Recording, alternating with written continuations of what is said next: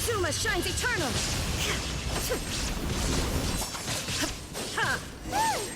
That was the last of them. Now, let's see what it was they were trying to hide. Elytros. Huh? What's this? So, the Black Serpent Knights have nothing to do with the Abyss Order's secret. Huh. I should have guessed. So, what exactly is going on with these hilly churls? As I said, for these hilly churls, the end is nigh. They have grown old and fearful of the light, even become one with the darkness. And yet the curse continues to corrode them. But why would the Black Serpent Knights want to stay here and guard them?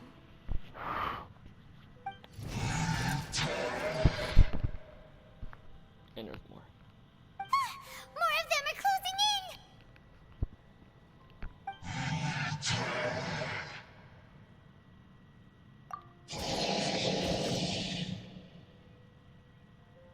It's him!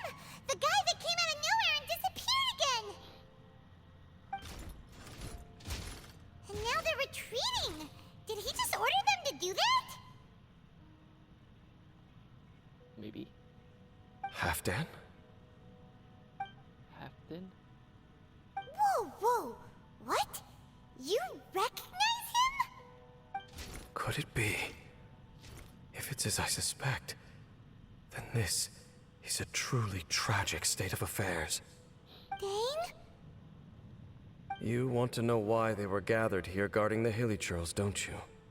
It's because as far as the Black Serpent Knights are concerned, they're simply doing their duty. The one who ordered them to retreat just now, I suddenly recognized him. I knew him as a young man, an elite in the royal guard of old. His name is Halfdan. So, he's from 500 years ago too? To this day, I still remember the final orders I, the Twilight Sword, gave to Halfdan on the day of disaster in Kanria, before I made haste back to the palace. Inform all Black Serpent Knights to protect the people of Kanria at all costs. Because we, of course, were royal guards. But this would mean nothing in the events that followed. Royals, gentry, common folk.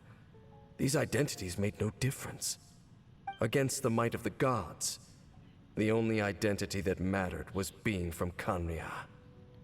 These Black Serpent Knights have lost their intellect. But perhaps, in whatever remains of their minds, they are still protecting the people of Kanria. If you see these ruins as Kanria in the throes of disaster, and these hilly churls as the people crying for help, then suddenly I can make sense of what I'm hearing. Their growls are less of a threat and more of a warning. Then, what are they saying? Though it is barely discernible, I can just about make it out. They keep repeating a word from the old language of Kanria. Run. Even I have to admit, the fact their will is strong enough to survive 500 years of erosion. It is nothing short of a miracle, born from hopelessness. Oh, so Paimon had them all wrong. It doesn't matter. Even I took them for enemies for a moment. Let's keep heading toward the light at the top. I believe the Black Serpent Knights will no longer try to stop us. Okay. Exactly.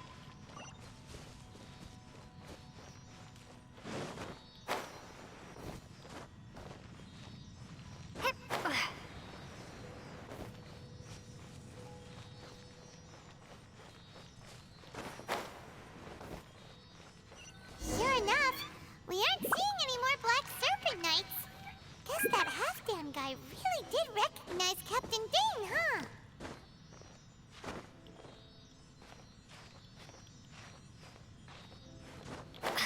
Did I not get that? Got it.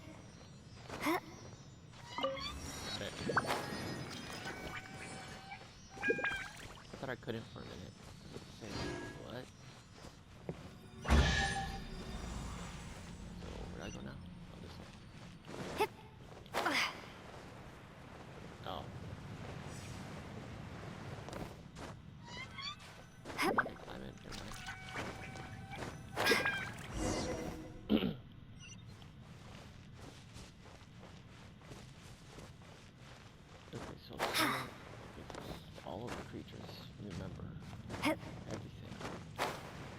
sort of thing. Dane, why so quiet? I'm just thinking, nothing more. If you're trying to console me, I can assure you there is no need. Okay. Fine.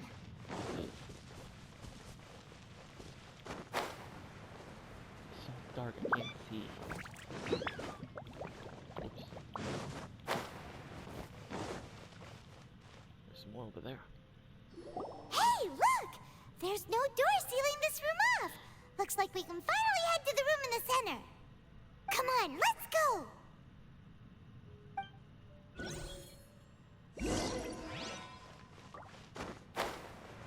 Something good in here, watch. Boss room. Look! Up there! A water pool! Even the water pool is upside down. Oh, wow! This is a pretty amazing place! Dane, do you have any idea at all how it works? The pool must be part of the entire city structure. A relic of this ancient civilization. And more importantly, it is the very thing that is weakening the curse. Here, my whole body feels more at peace than it has in a long time. The effect is stronger here than it was before. And I think it's because that water pool has something akin to a cleansing effect. Cleansing? Okay. So that means the water in that pool can wash away the curse for good? No, that would be impossible. How are you so sure? I have lived with this curse for 500 years, and I have been fully conscious the entire time.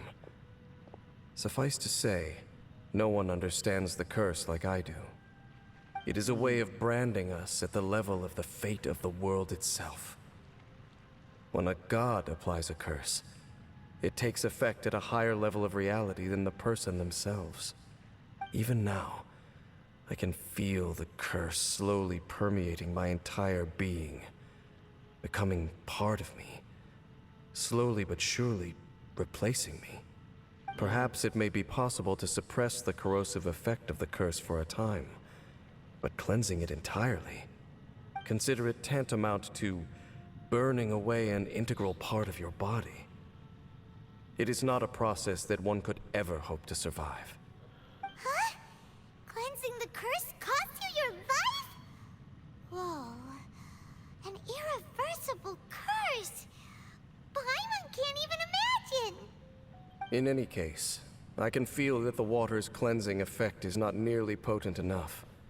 At most, it might suppress the curse, but a little. So, what's that contraption there? It looks kind of out of place. Frankly, I have never seen a device of this design before either. I was gonna say that too. It is not unreasonable to suspect that it could belong to the Abyss Order. But what could they be planning to do here?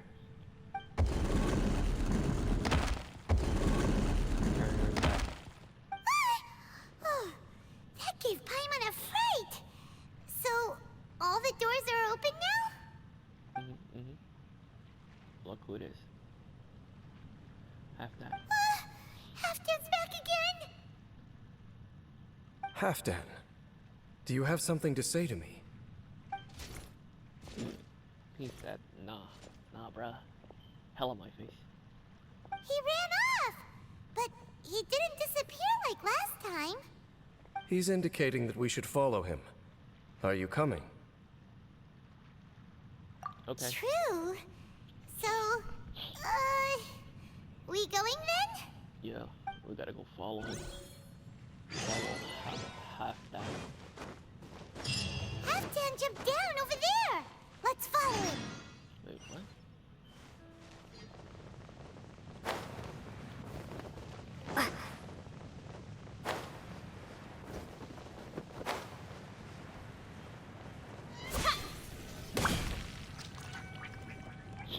Looks like Halfdan disappeared at the far end of this path. Perhaps whatever lies ahead is what he wants us to see. Let's keep going. I wonder what it is.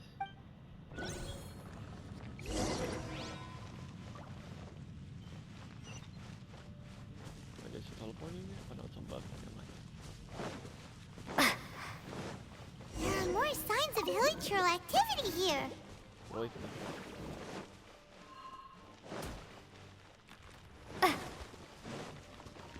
Is that way into the hilichurl camp? Let's go see.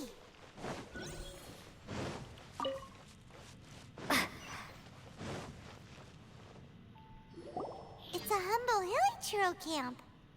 Oh, these hilichurls look like they're in pretty bad shape, too. Some of them look like they've already taken their final breath.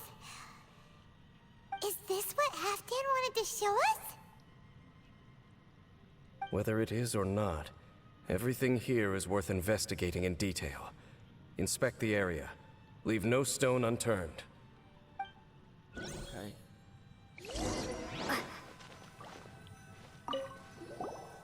Seems like these hilichurls have no life left in them at all.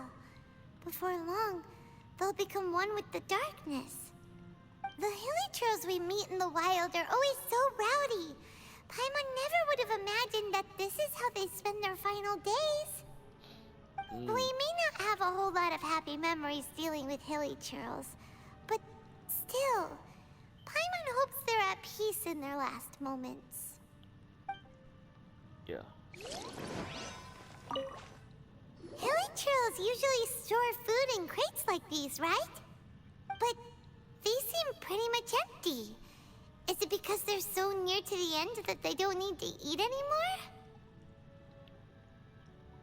Even if they don't need to eat anymore, Paimon bets they still miss food for the flavor.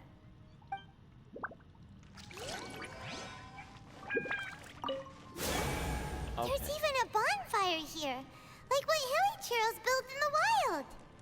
Wait, but wasn't Dane saying that hilichurls get scared of the light when they reach the very end of their lives? Maybe, in the very, very end, they still want to feel some light and warmth. Oh. Just thinking aloud here. Could also be another reason. Big side. Oh, the flowers.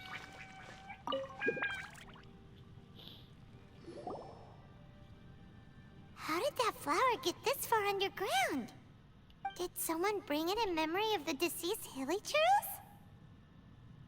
Hey, now that you mention it, Paimon thinks it looks kind of familiar too. It is the national flower of Kanria, the Intivat. It once bloomed all over the nation. It would only last 2 weeks before wilting.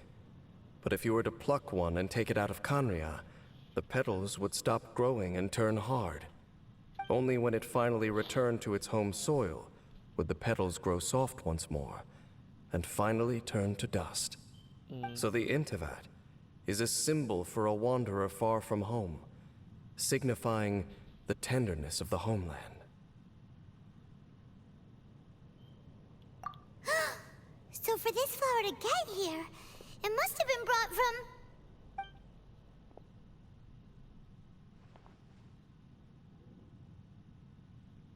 It was brought by your brother, wasn't it?